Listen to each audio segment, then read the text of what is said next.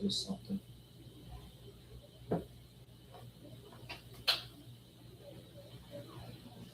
Let's back.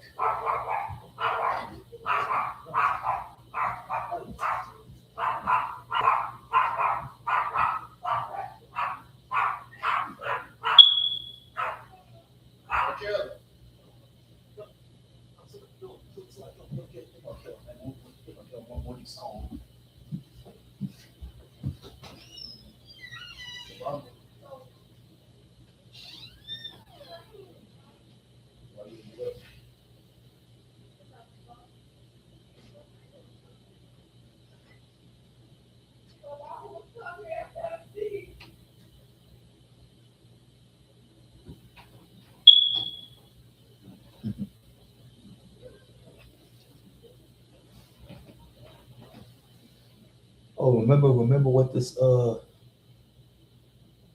older guy is saying in the Bristol, Tennessee Speedway in the 80s. He said, "Gentlemen, start your engines."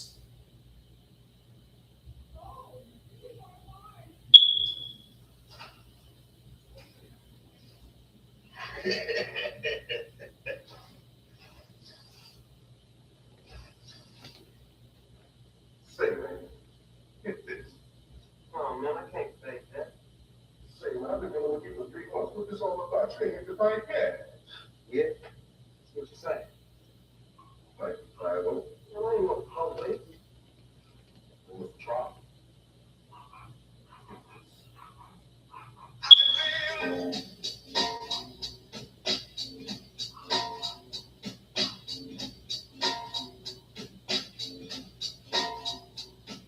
Tonight's the night I hear there's some shit. Yeah. Deep up on it, got me on tip. Killing motherfuckers if I have to. Filling gaps too. Bitch, and niggas know I'm coming at you. I guess that's part of the game.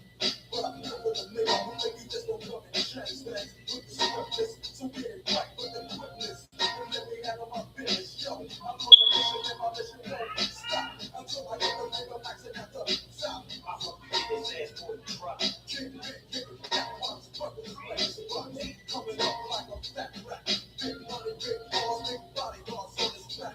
So it's different, don't forget. But I got the hook on somebody who knows how to get in contact with. Get it like this and like that. Let it know that I'm looking for a big fat pump stack. Women's the spin, so let's bust it. If we wanna have this tonight, we'll discuss it. On a nigga's job, and a nigga's first thing I stop just in case one of the boys slipping out my face. This is a shiny motherfucker. But I give a fuck, cause I'm going deep cover. Yeah, and you don't stop. Cause it's one thing seven on the undercover car. Yeah, and you don't stop. Cause it's one thing seven on the undercover car. Freak with me as I talk the hood maniac, bullet and call it Snoopy sport. Kicking dust as I must fuck piece. And the motherfucking fuck roll face. You already know I give a fuck about a cop. So why in the fuck would you think that it would stop? Plot. Yeah, that's what we about to do. Take your ass on a mission with the boys in blue. Dre, what up? Yo, I got the feeling. Tonight's the night like Betty Frank, and I'm chillin'. No remorse, yeah. So let's go straight to the motherfucking source and see what we can find. Look at ass cops that be giving niggas a gang of time. And now they gonna make a deal with me. Scoop me up and put me on their team to chill with me. And make my pockets big. They wanna meet with me tonight at 7 o'clock. So what's up, nigga? What you wanna do? What you wanna do? I got the gauge and everything in my motherfucking 22. So if you wanna last, nigga, we can fuck them. If we stick them, then we stuck them. So fuck 'em. Yeah, and you don't stop. Cause it's 187 on the undercover car. Yeah, and you don't stop. Cause it's 187 on the undercover car. 6:05 was the time on the clock when me and my homie built in the parking lot. The same explained and it felt like a setup. That's how big the simple is to get better. Oh, yeah, they come from the back and they like. I'm checking for the gas, they strap. So what's up, like? Chill, what's in the deal? If it ain't up to what you feel, then grab the steel. Right? So, but you motherfuckers don't come anyway. If you ain't walking out of my business, you can say that shit. Guess what they told me? We give you 20 days if you snitch on your homies. We'll put you in a hole and make your life hot. Oh yeah, but you gotta spell no for us. Yeah, let me think about it. turn my back and grab my gat. Guess when I told him one shot. If you don't quit, yeah. If you don't stop, yeah. I'm letting my gat pop. Cause it's 187 on the undercover cop. Yeah. If you don't stop. Cause it's 187 on the undercover cop. Yeah. If you don't stop. Cause it's 187 on the undercover cop. Yeah. If you don't stop. Cause it's 187 on the undercover cop. Yeah. If you don't stop. Cause it's 187 on the undercover cop. Yeah. If you don't stop. Cause it's 187.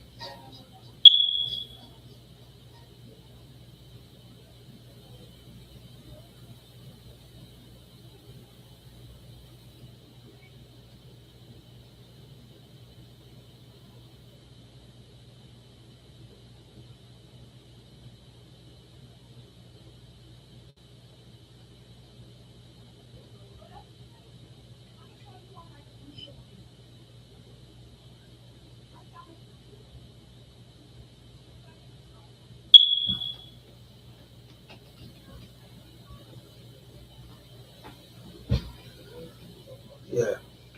See, they're not gonna be able to let the captions in anyway. So we got more explains in a minute. Let me get the headset.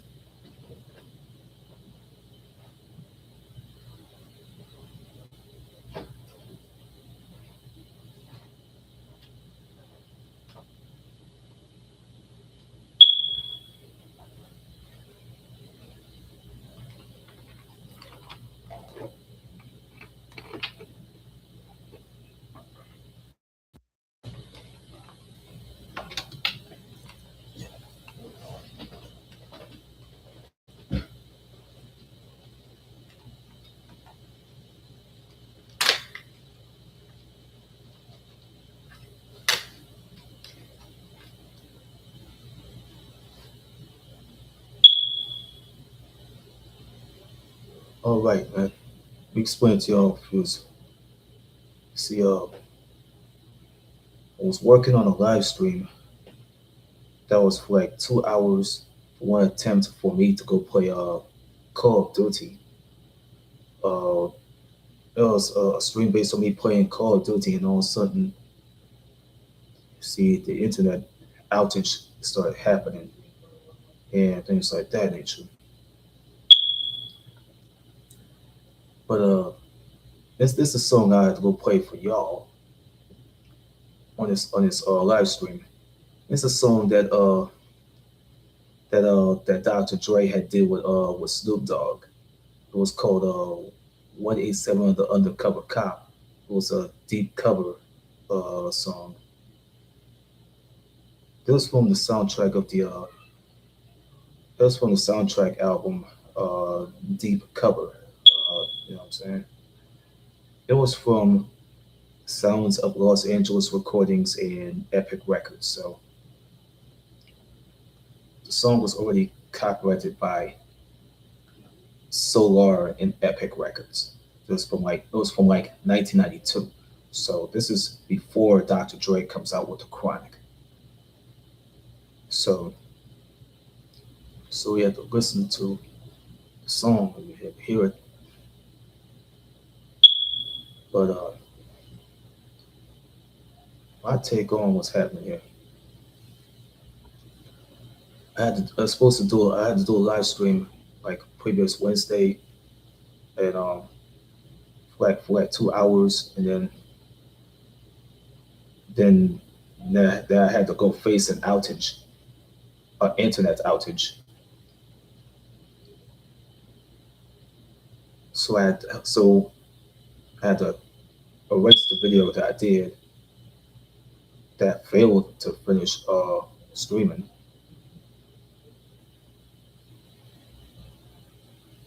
So I had to go on to the studio thing and erase that video. Then I had to redo it. I had to redo it all over again with me playing Call of Duty, even though they already had an age restriction on it. So that's 18 plus and older. Is I had restricted anyway.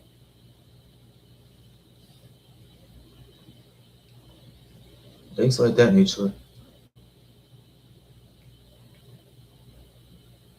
I did the video for at least 2 hours with me playing Call of Duty for like 2 hours. The Warzone thing, I played for like 2 hours. I played a match when I had to go take a couple of losses, and a lot of enemy players there, they started cheating and cheating and cheating their asses off. They cheated their asses off way too fucking much. They cheated too much. They cheated just for the fucking bit of it. Like, yo, like I had to try to do something by knocking these assholes off with that Harker, gun, that Harker sniper, that Harker rifle, that sniper rifle I had to use. I had to use that rifle to get a couple of kills. I had to do a couple of kills, and all of a sudden I ended up losing. And a few of the teams that was with myself and a couple of teams that I was with kept take like a couple of losses, like 2 or 3 or 4 losses. And then the one I did with another team, which I did, my team is winning. But even though they did not cheat, what the enemy players are doing, they're doing their job. They kicking some serious ass anyway. They helping me and they helping all of us win. You know what I'm saying? They winning. One person's taking a win for myself and a few of the others to win the game. Ain't nothing, no problems. I don't even have no time to report people that was on the team. I don't even have no time to do that. Like Expel was trying to do with this guy named Just Blaze. I watched a live show, watch a video that's all based on uh, Expel trying to interview Just Blaze, in the throughout the video when he and Just Blaze had to go play the Call of Duty game, the Warzone thing. It started with that battle royale thing.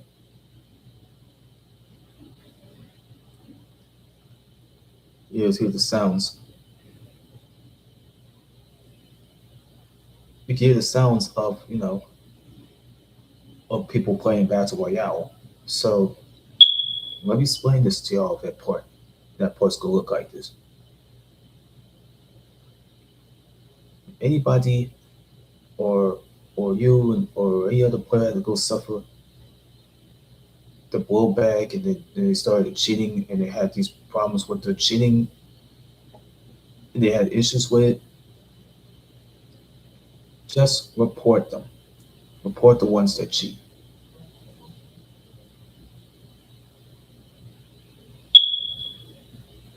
Or you might go ahead to do that somehow, or you go ahead to let the contact get them.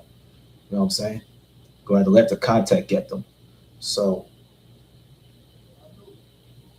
I'm going to let that contact get them. So karma will collect anyway. It wants to collect.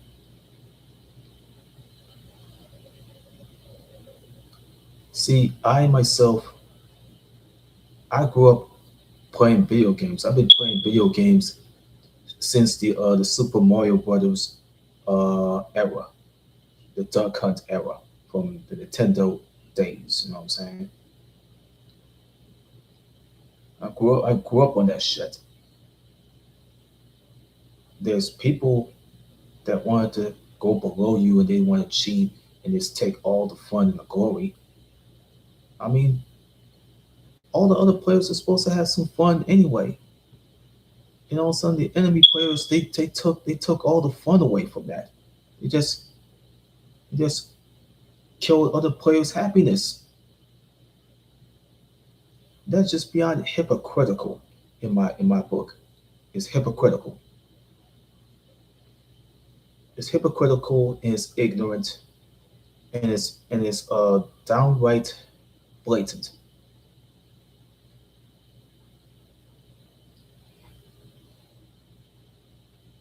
They got these people doing this hacking shit. They're doing this shit for the fucking hell of it. They just want to do that just for a reason. You got a guy that Expel is gonna team up with against a bunch of assholes that cheat. Against a bunch of assholes that cheat.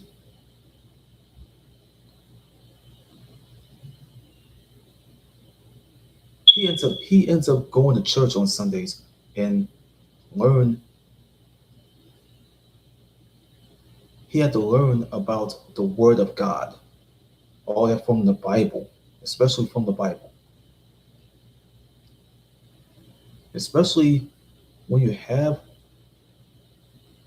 a Bible where you had to read on the epistles of James and Psalms and Esther and Ephesians. They were looking to look at the names that was in the pages of the Holy Bible, like the King James Testament Bible.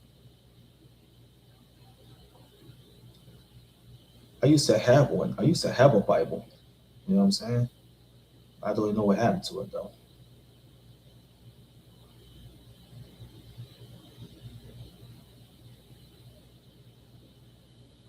A lot of people have Bibles. They have Bibles that do have all the names, like Psalms, James, Esther, Ephesians, Romans, or whatever they have in those pages in the Bible. That there's some mentions about slavery. There's mentions about slavery. You know,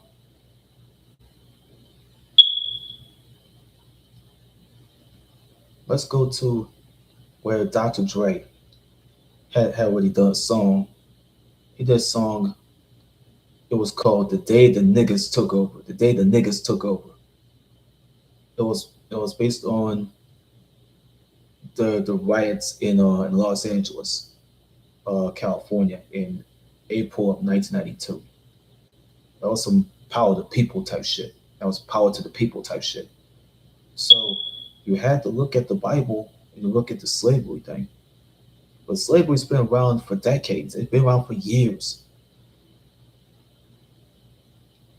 It was like the words like it was like Dr. Dre said this in a song called "The Day the Niggas Took Over." The day the niggas took over.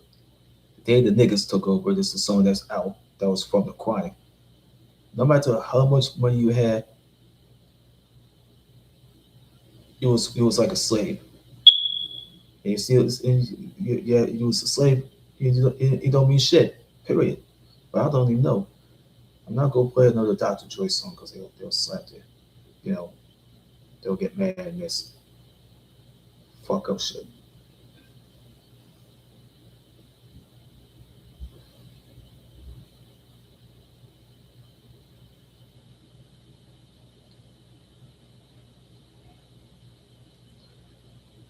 A lot of people they don't want to talk about the negatives.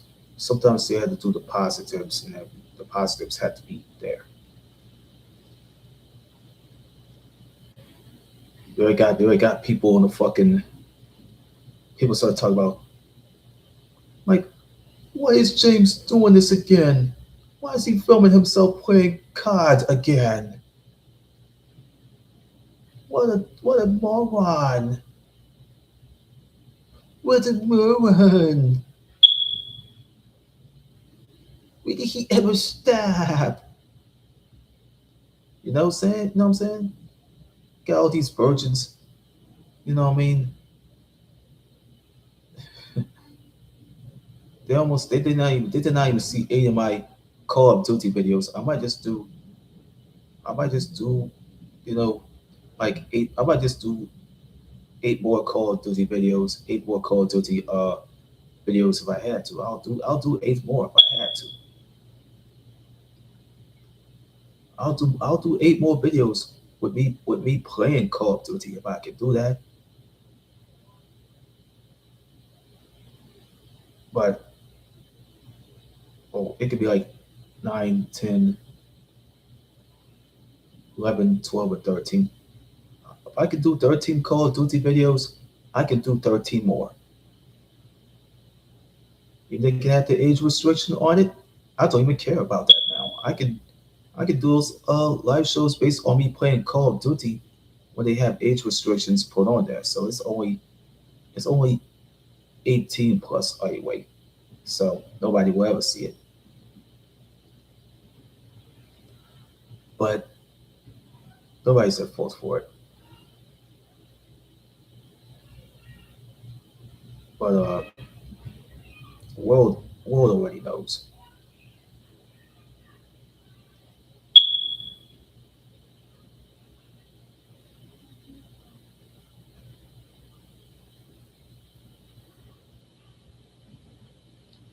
I'm gonna be due to I'm gonna be due to watching, you know, a film after I'm done with this video.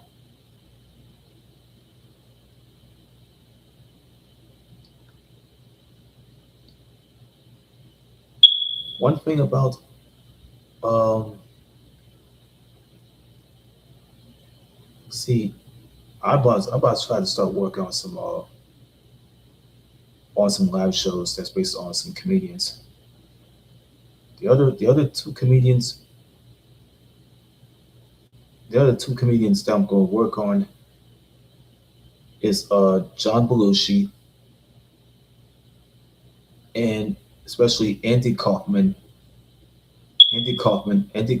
who is a comedian in his own right. But John Belushi, he wasn't even a comedian. He's just a actor and a comedian.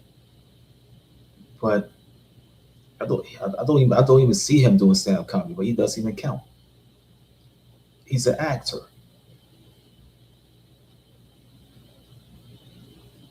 I won't take you see one person I'm gonna do.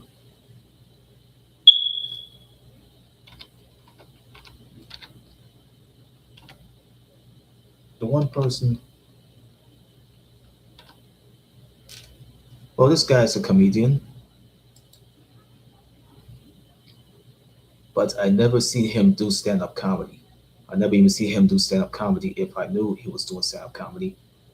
But the comedy movies that he did, his last movies that he did,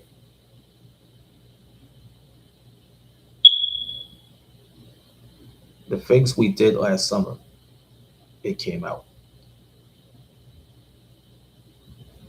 The other movies, I gotta find this out.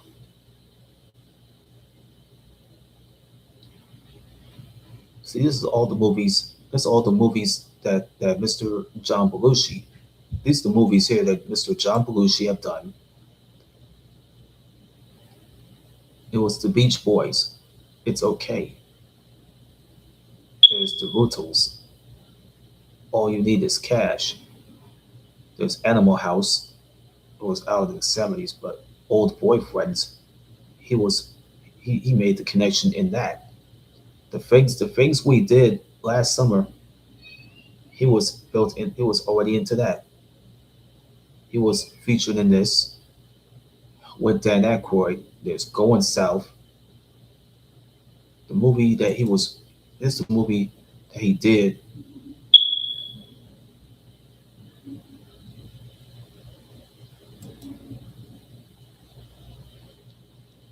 It's the movie that he was working with the likes of Christopher Lloyd. Christopher Lloyd, he was working with him. He's working with Christopher Lloyd. There's Mary Steenburgen. I think it's long before Step Brothers. Danny DeVito was in it. Uh, Richard Bradford is in it. Richard Bradford is in it. Veronica Cartwright is in it. Uh, Jack Nicholson was already in it. So Ed Begley Jr. was already featured in it. It was a 1978 film. It was out the same year as Animal House. Came out the same year as Animal House. And I think it was the Blues Brothers.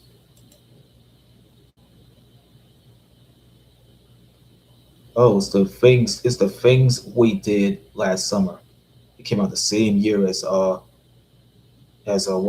the the uh the Animal House film, the Animal House film. Uh, I think I think it was Animal House in the other movie that he was in, like you know, like Going South. But it has a movie, so the movie already had. There's a movie that already had that he was working with the with Dan Aykroyd. Uh, and he's working with the guys who never played any roles in it. Was Garrett Morris, was Garrett Morris, Bill Murray, Lorraine Newman. I think I knew something about how she was. She was. This is long before Coneheads and the late Gilda Radner. You know, Gilda Radner is a really, really crazy, bubbly type of female comedian. I'll do two live shows based. I'll do live shows based on John Belushi, and I think it was Andy Kaufman, and I think it was Gilda Radner. I got these three live shows that was coming soon. It's the 1980s. Uh, it's the 1980s. Half here.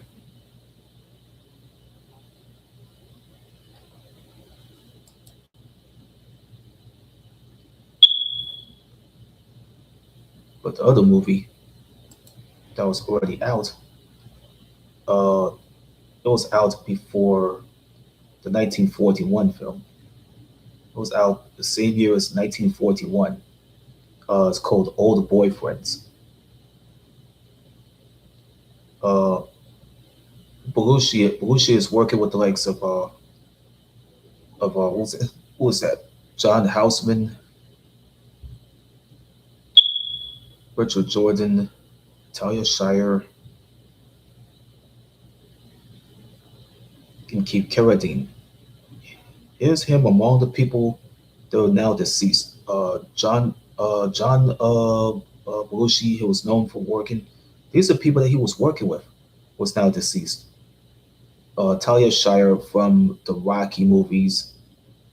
Talia Shire from the Rocky movies. Richard Jordan is in it. Keith Carradine, who was no longer with us.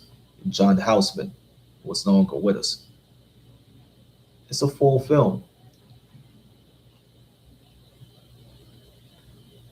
But the movie 1941, in my book, in my in uh in my opinion here,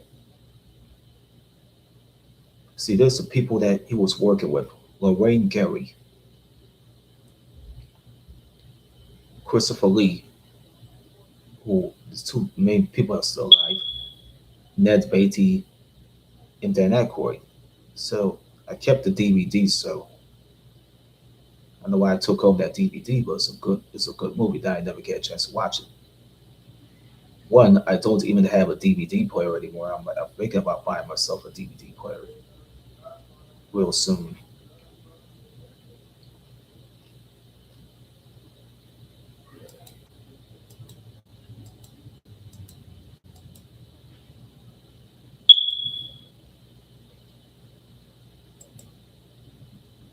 I had nothing else against John Belushi, the comedy that he did.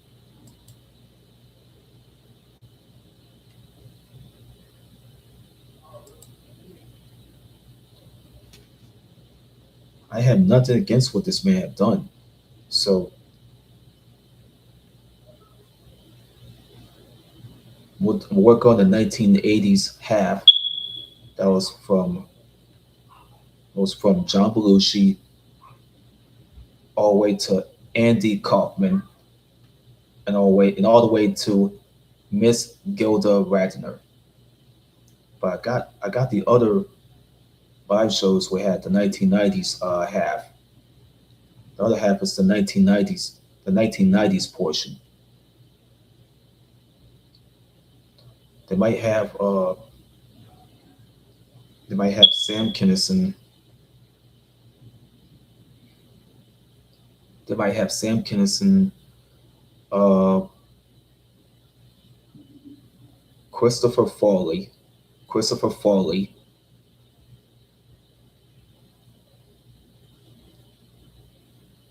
and and Philip and Philip Hartman.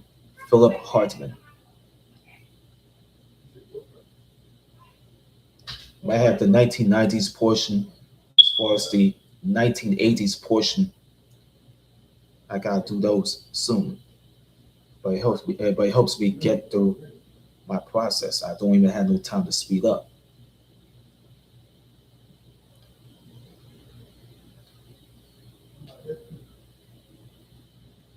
I'll deal with the 2000s, you know, 2000s portion soon. It's gonna take a while. I'm gonna do another live show when it's time, even when it's on Monday or at least another weekend. I don't want to do it tomorrow because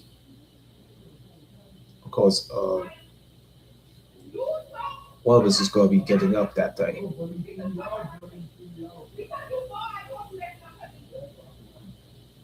Oh boy,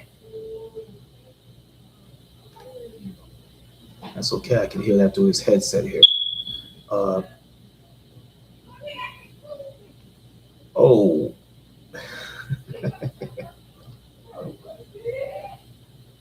but uh, but the Kevin Barnett one that was like a little dead giveaway anyway. No way I can do that one. No way I can do that one. And Teddy Ray, I did not want to do that one either because but I'm gonna go on back to what I was telling you about earlier about Belushi.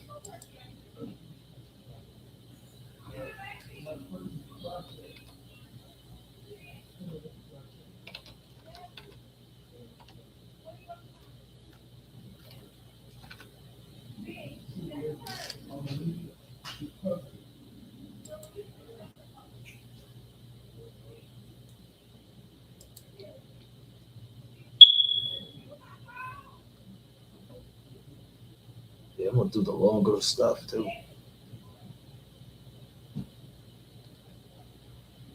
Yeah, it's gonna be a longer. Yeah, I'm going to have to do a longer. I might just go do it for like 2 hours. Uh, I'm gonna do it real soon, but I'm gonna do it real soon, but not right now. I still have I still have I'm still due to watching a film.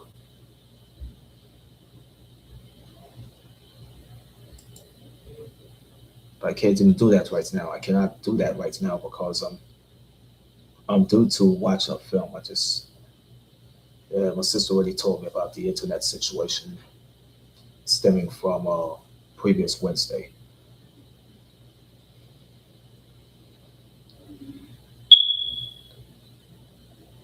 I had to do something, you know. The internet bill needs to be paid somehow. I can do that for some.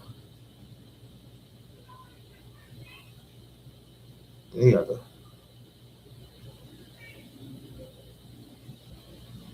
My thing is, don't get caught up in the hype. If you get caught up in the hype, you're going to fall back into the hype. You're going to fall right into the hype, or you can fall back into it. See, a lot of people will just learn. They learn not to be under the influence. They need to learn not to be under the influence of alcohol and drugs. They just wanna they just wanna live a dangerous life. That's all they want. Those people want to live a dangerous life, and they just wanna draw themselves into the path of self destruction. Self destruction. You see, it always happens to rock stars, have the rock stars and heavy metal stars and grunge metal stars. They ended up with these female fans that look like groupies.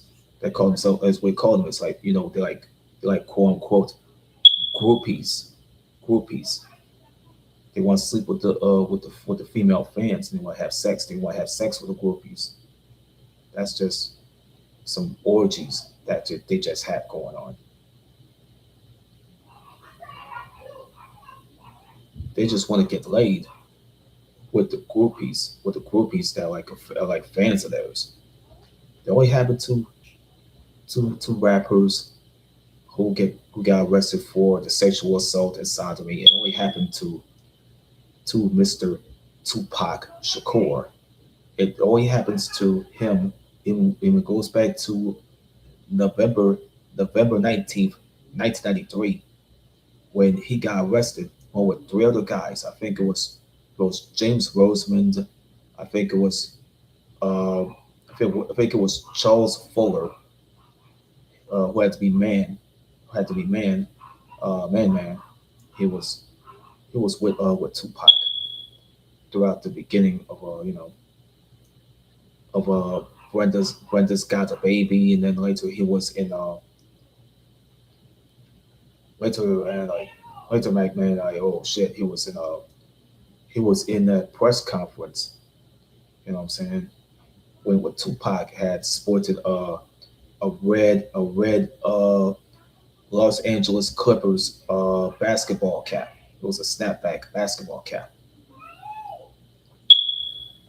The cap was already made by the people at the starter company.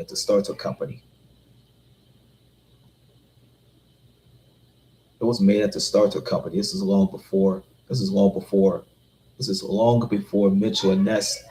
Long before Mitchell and Ness decided to do some work on the basketball caps.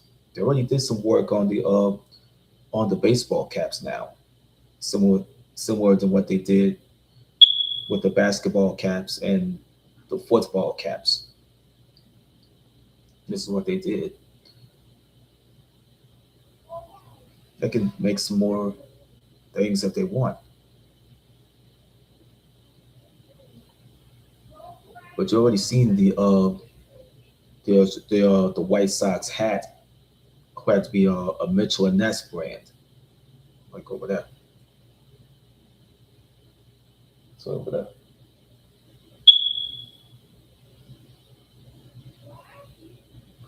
It's right over there.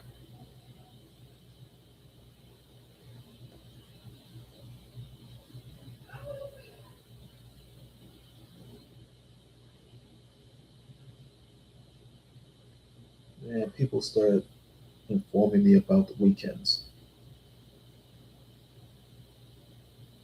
Yeah, stand up wireless wants to start doing these things now. It says head into the weekend, head into the weekend covered. Top up anytime. No, look at this shit, man. They already reloaded. They already reloaded my account already with 1,000 minutes and 4.5 gigs of 4.5 gigabytes of data. So there's nothing else you can compare it to.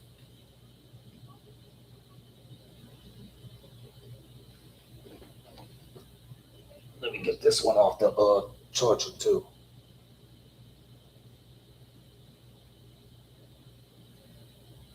Come on, man. Come on, man.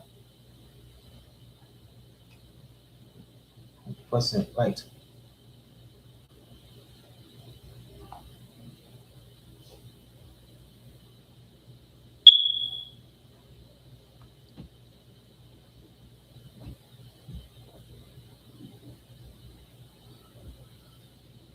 Hold on, I'm about to go comb my beard. Hold on.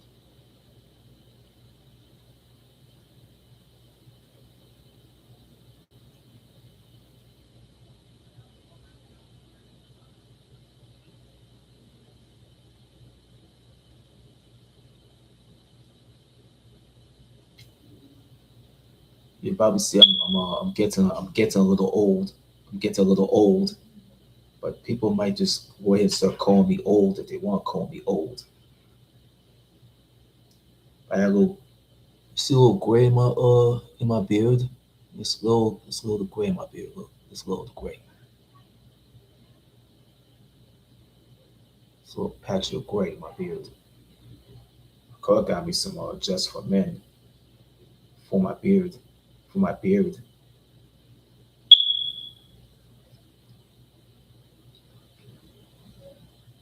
But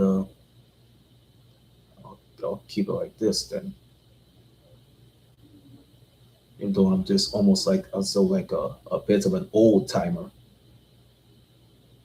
that I could have learned something.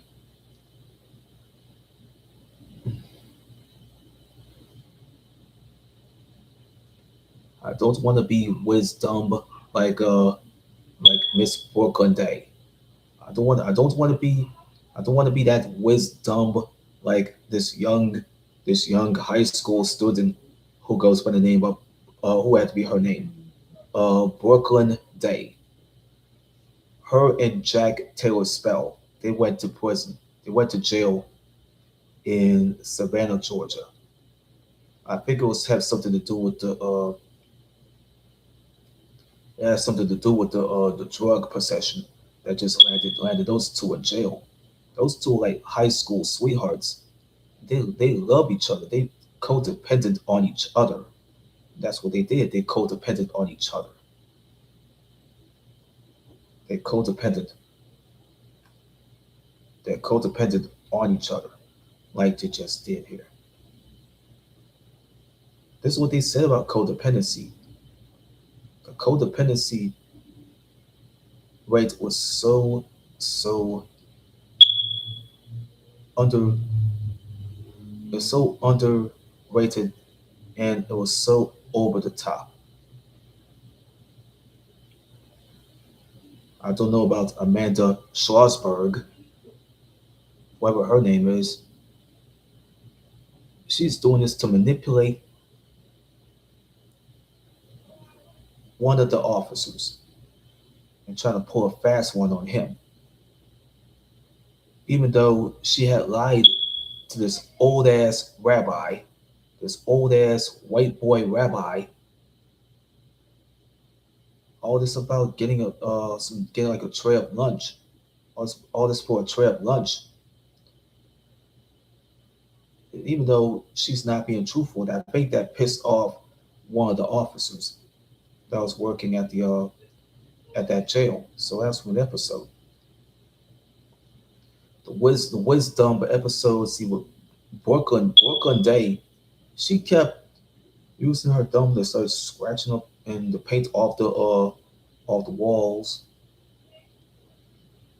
She started drawing some shit, and she started drawing like a wisdom on it.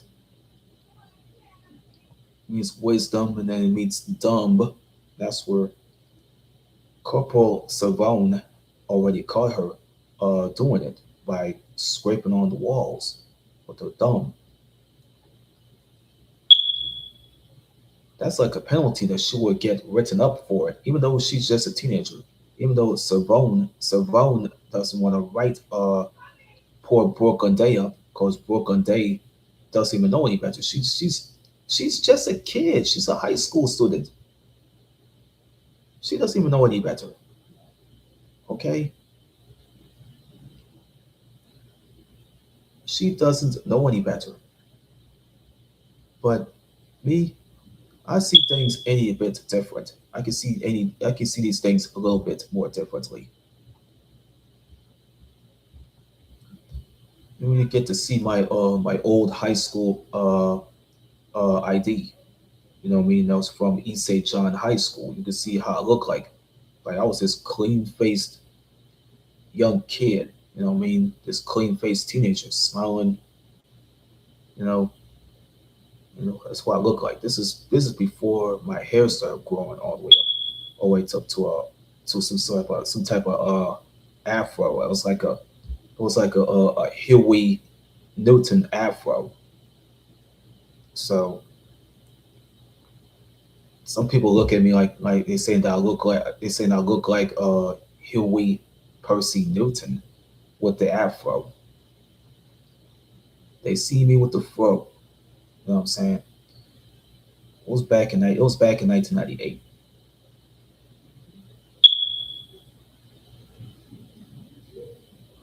A lot of people have known me from the previous picture they had to take of me when I was at East St. John High School in Reserve, and people knew me.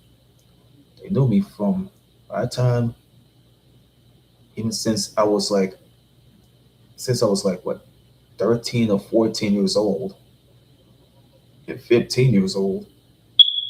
Even though you get to see me at 16 years old, I was blossoming into a sweet 16. So, but I'm 43. I'm 43 years old. I'm almost probably going up on I'm almost going on 44. I'm almost going on 44 uh in some months. My birthday is coming up in May. So,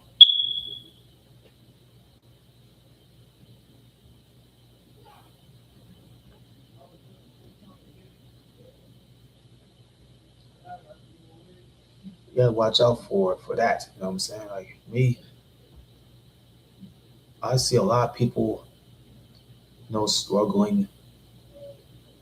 They're struggling, a little bit. These people, they had to start walking up the block. These people don't even have no cars, no trucks, no vans. And all they had to get around is public transportation. So I've been going places ever since I was 7, and people recognized and known my background.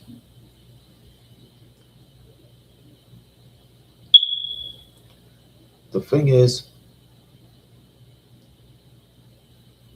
they just say what they feel about what I would do at the minute. See, my live show I did based on me watching a 1.5 hour of the video that was from the Hip Hop Files YouTube channel. I named my live show The Ultimate Rap Beef. It was based on the West Coast version, and it got slapped with a copyright because it had some song raps on there. And even though Ice Cube was being mentioned,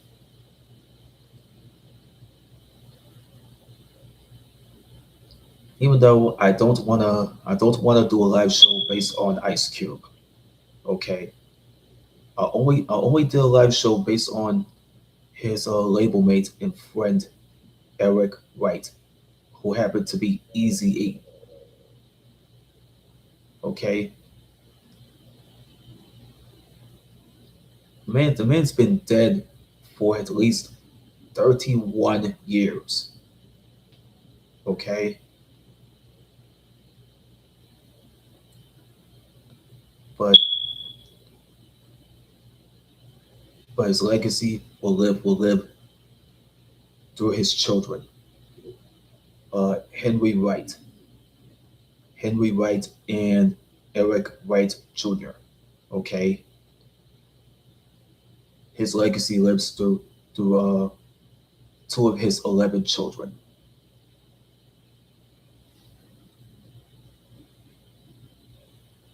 Some people are saying that I started wearing Raiders hats like Easy E, and They're saying that I wear White Sox hats like Easy E and shit like that. They look at me like I'm wearing I come out the house with two or three or four different White Sox hats, probably five.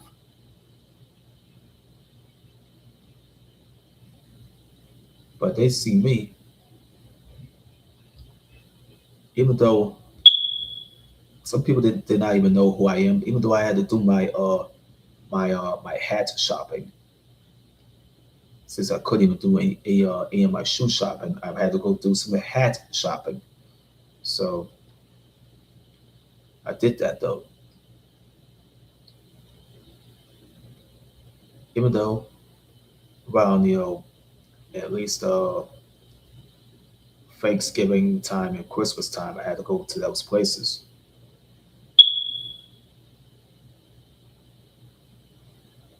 I go to one of those places around Thanksgiving. I went to the home team sportswear place that was at the Jackson Brewery Mall, and it was at the mall. It was called Jackson Brewery, Jackson Brewery, I think. I called it the JB Mall. I called it the JB Mall. So so I like to go get hats, but that was from last year. And then February, I went to the mall, like the locker room lids, the lids store. It was a locker room lid store. I went there at the Riverwalk to go get a Raiders hat. A Raiders hat. They had Las Vegas on it, and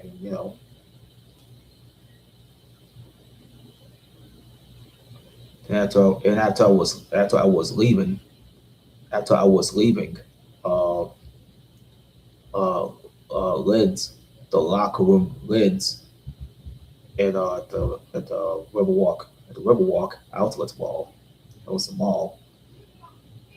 After that, I walk all the way to the DTLR store and we'll get two different White Sox hats.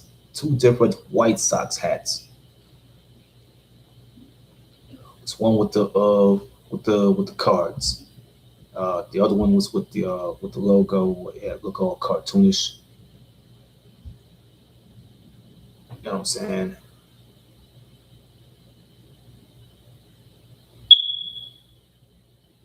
Let's after I got the Mitchell and Ness one. And then last time I went to the DTLR, I went and got this hat. After I finished smoking a blunt, after I finished smoking a blunt and drinking an energy drink outside of that was on the sidewalk while I was outside of the gas station in uh in Norman Francis Parkway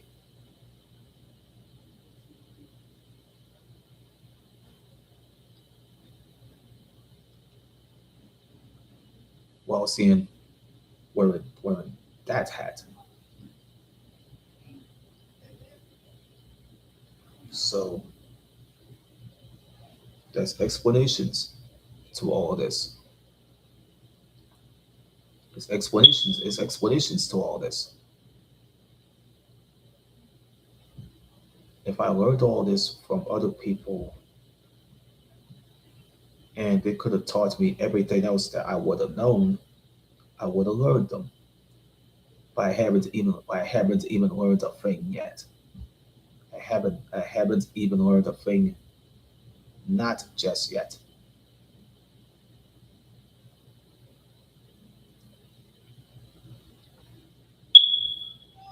If somebody told me, like, if God would have told me to do something positive with my life, like God would have told me, like, James, go ahead and do a live show based on a comedian that you had a lot of respect for, that you grew up watching. Like do one based on John Belushi, John Belushi, who was a brother of James Belushi. Uh, like he's like do one based on Mr. Andy Kaufman. He was like,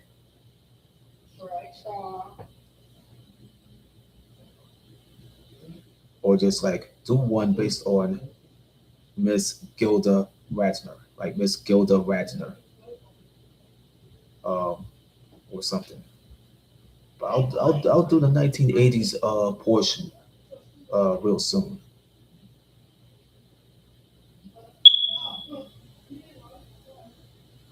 But I got to learn not to be slouchy, or I'm trying to learn not to be sloppy.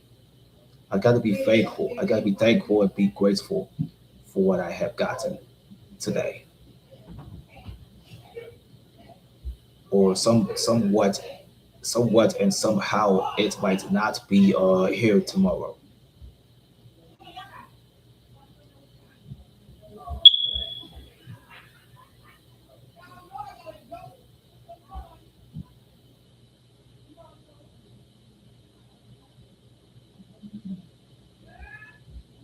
Everybody told me about something,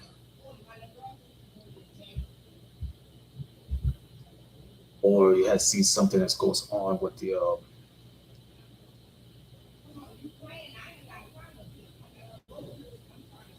what's on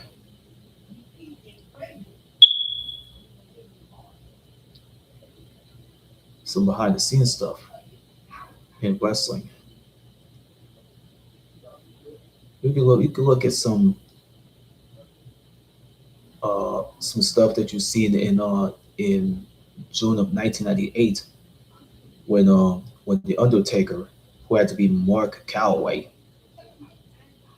he's on a steel cage match with Michael Foley, Michael Foley, who was known as Mankind at that time.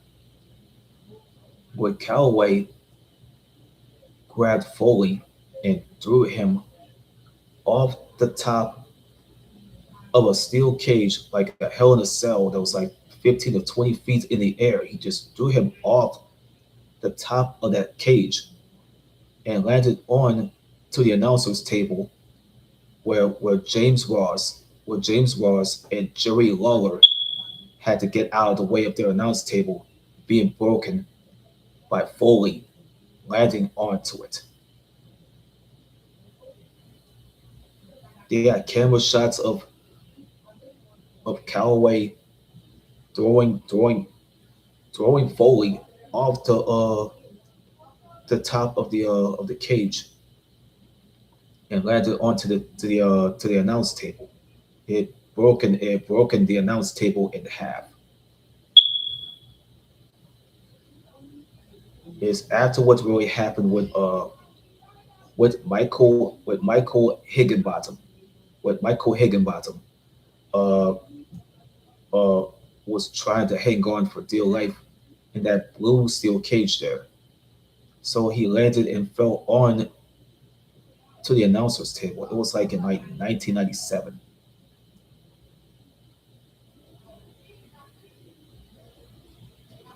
Steel cage matches are so kept on there. It was already attached to the floor. It's been attached to the floor. It's been in the WWE for years. Uh, formerly known as the WWF. So they usually have those things. But this is before these red steel cages.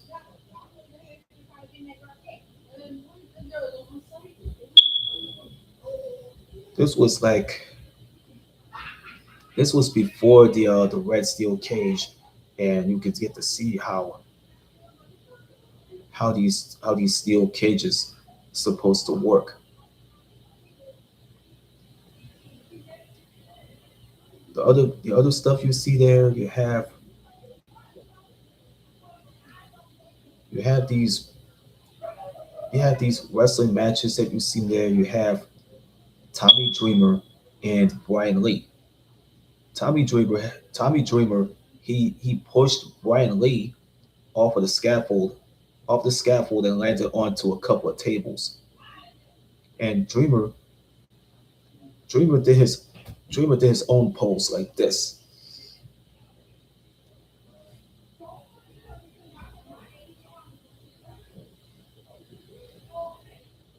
He did his own pose like this. You got these dangerous matches that you've seen in wrestling, like the ones you see there. It was in Living Dangerously. It was in Living Dangerously 1998 when you have a match with Victor Grimes and New Jack. Uh, they had this match at the pay per view. They as well go counted on like to three. It was like one, two, and three. So they both fell off the scaffold and landed onto the table, but they didn't even touch the table. It just hit the floor. They fell off the scaffold and landed onto the floor, 30 feet all from that and all the way to the floor. That hurt. That should hurt. See, New Jack has a tendency of diving off of shit. He was so busy. He has a tendency of start diving off of shit. Even if it's a even if it's a truck, even if it's a balcony, it was a balcony,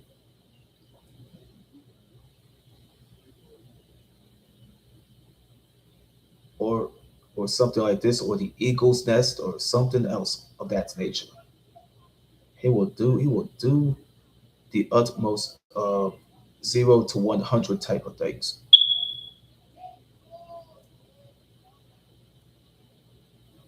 It look all real life like.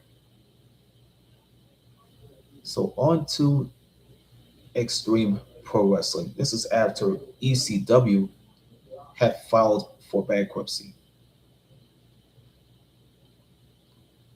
They had this match where New Jack and Victor Grimes, they had to go on the scaffold, and New Jack had pulled out a not staple gun. He pulled out a stun gun, which that he spent his money on to stun Grimes, and he just shocked him. He electrocuted him in his neck. It almost like voltages. It's like voltage, like it was like it was like it was like don't worry about it, Vic, I got you. And New Jack would do something by doing this. The fans seen all this, and then announcers started panicking as New Jack he threw Grimes off the scaffold and landed onto those tables that were stacked right on top of one another in the XPW ring. So Grimes fell onto those tables that were stacked right on top of each other. AJ just hit the ring post. Then the in-ring announcer is calling for the medics. He's calling for the medical personnel to rush Grimes to the hospital.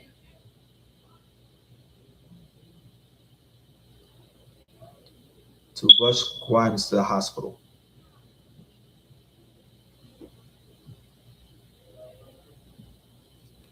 They said that, and the announcer said that Grimes needed some medical attention or something. The things about professional wrestling, you got other matches that you've seen there. You had seen some dangerous matches that you've seen there. You have the type of things you see is is uh is Rhino pile driving a woman through a table that was outside the ECW ring. But it almost got a comparison to that to Rhino and Christian, who had to be Christian Cage, who had to be William Riso.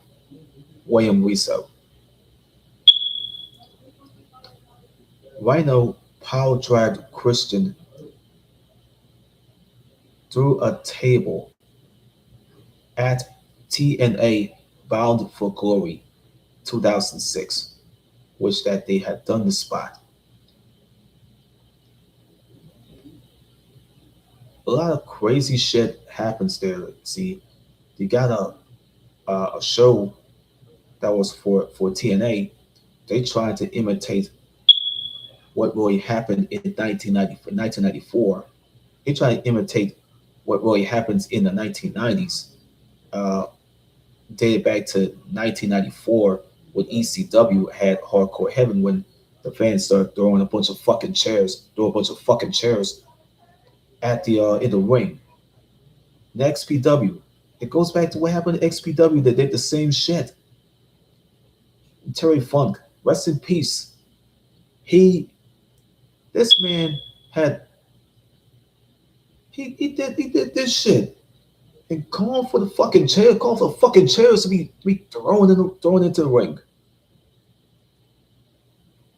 The promoter told Terry like, nah, man, don't dude, don't let the fans throw the chairs into the ring.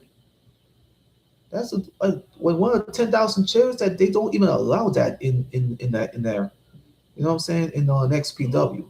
So like the announcer says quit. The announcer says quit throwing the fucking chairs.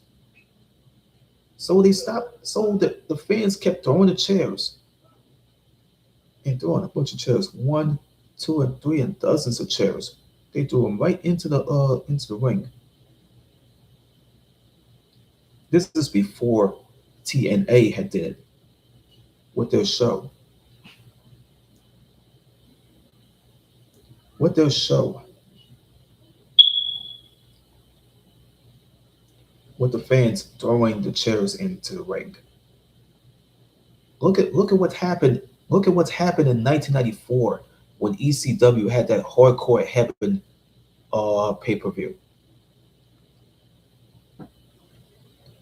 Terry Funk, rest in peace. He had a match with Michael Foley, who was Cactus Jack at the time. So, even though they finished their match, then Ted Petty, rest in peace, who had to be Rocco Rock, the Flyboy, uh, Michael Durham, Michael Durham, Michael Durham, who had to be Johnny Grunge, rest in peace.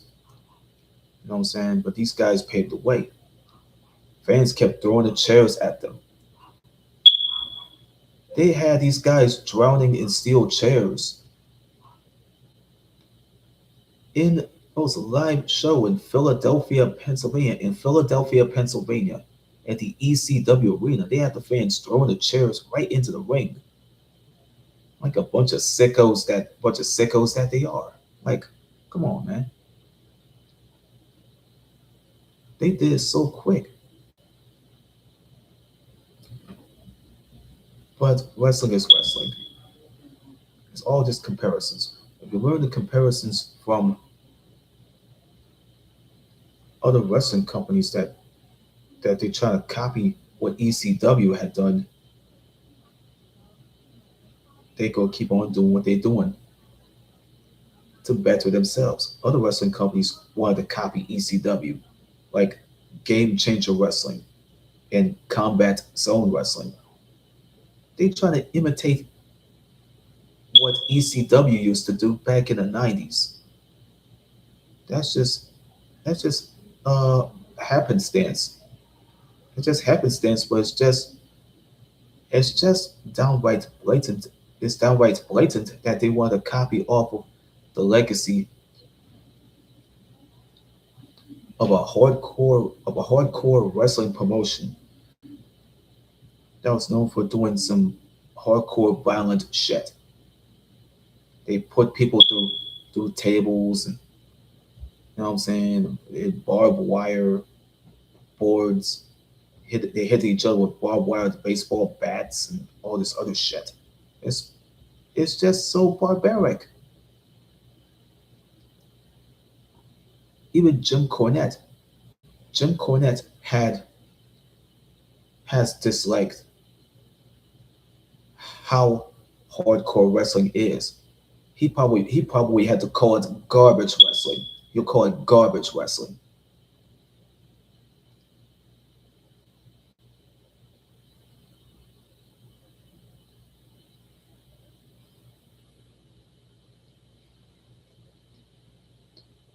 If you watch movies that could be that could be like Beyond the Mat that was already been out in the 90s, in the 1990s, people would have watched it.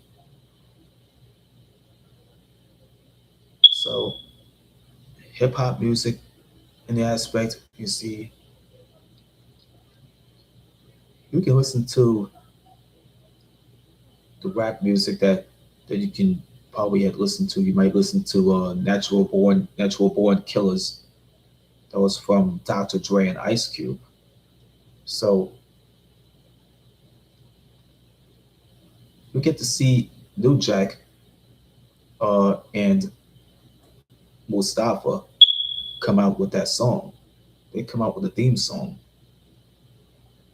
They come out they come out with the song that was performed by Dre and Cube. So like 96, 97, they just want they have New Jack and Mustafa. They come out with a different theme, and nobody else even know what they came out with.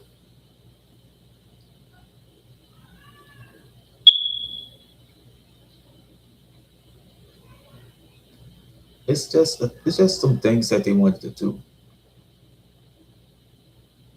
We have people that are going through so much. Let's take you back to the riots that happened in Watts, uh, Los Angeles area in California. They had the riots happening. You had to jump into 1967. You had to go to 1967 when they have the riots that happened in Detroit, Michigan, and we had to jump into 1980 when Miami, Florida, had this this riot, and all the way to like 1992, this happened in Los Angeles, California, around April the 28th through the 29th of 1992. They did the same shit just like they did in 1965, that they did in Watts with the riots. People coming to start looting, and people started looting for TVs, fucking VCRs, furnitures, you know what I'm saying, stereos, living room sets, and all this other shit. They go to grab out of stores that they looted up.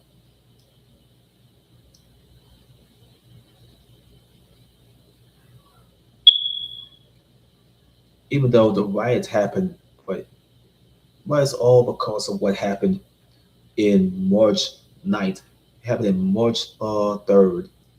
It happened in March 3rd, 1991, where Rodney King then got his ass beat up by four cops, four LAPD officers that used to work for for former police chief Daryl Gates.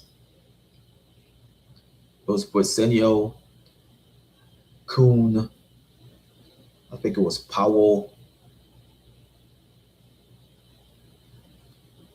and some other officer.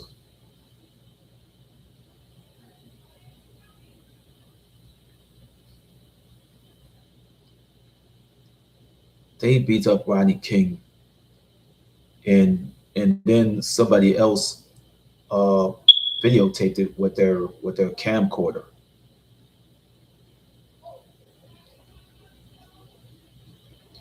And then they sent the tape. They sent the tape that was from a camcorder to KTLA TV. They sent it straight to KTLA TV, to KTLA television station in Los Angeles. So they can send that fucking video. So they sent that fucking video of Rodney King getting his ass whooped by the cops to NBC News, ABC News, and CBS News.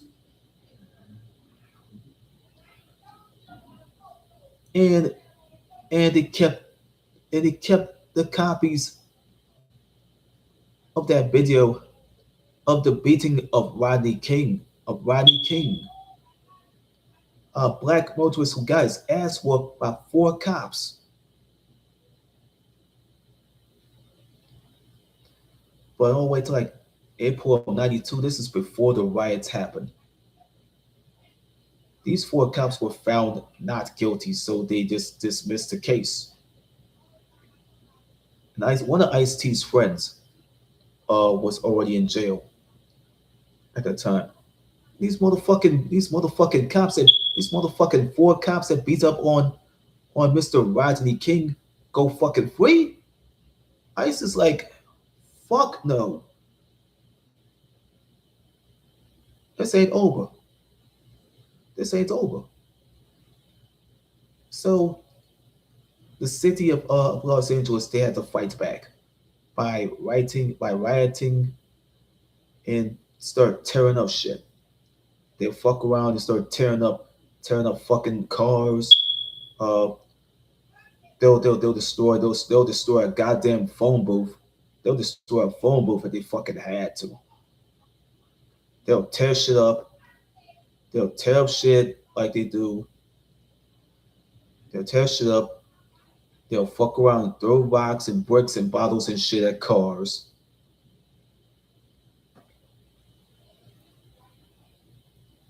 They'll loot everything else, including TVs, VCRs, stereos, whatever the fuck.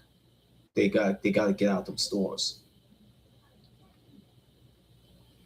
Snacks, whatever. What type of shit they'll take with them. And all of a sudden they're gonna pull Reginald Denny. They're gonna pull Reginald Denny out of that truck that he was driving. They'll pull his ass out of the truck. They beat the shit out of him. They'll hit him with a fucking brick or or some some metal some sort of metal object in his hand. The guy named Football. He hit Reginald Denny in the head with some sort of some hard metal type of thing that he got in his hand. And he did the crip walk type of thing. He did that ridiculous walk. They beat him up. After they beat his ass up, they left. So Reginald Denny, he gets into his own truck while he was still getting his ass beat by I think it was Henry Watson and a few of his guys. But Henry Watson and his guys have left. Denny just got into his own truck that he just pulled out of. He got pulled out of. He drives himself all the way to the hospital while he was still injured. He had to drive his own self to the hospital after he got beat up by three or four dudes like Henry Watson and his guys. So he goes to the hospital. Then later, the Donahue thing happened. The Donahue shit happened when Reginald Denny was on Donahue. Henry Watson was already on there.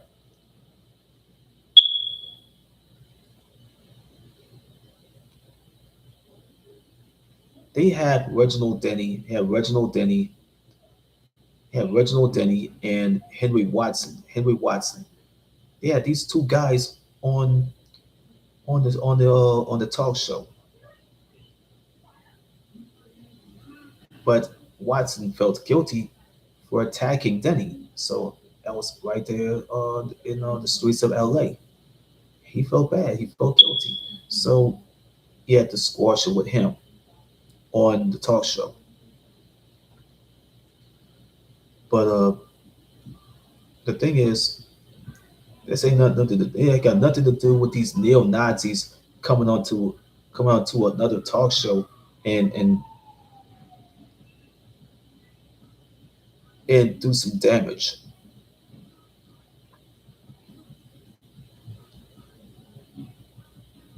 They want to do some damage just like a lot of people would do it. They want to do some damage just like a lot of us will.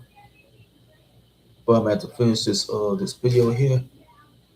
You guys like this video so much, man.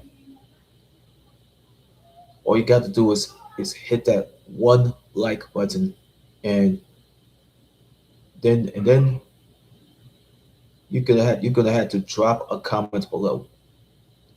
You don't even have to worry about dropping a comment below and hitting the like button on a few of those Call of Duty videos that I have done.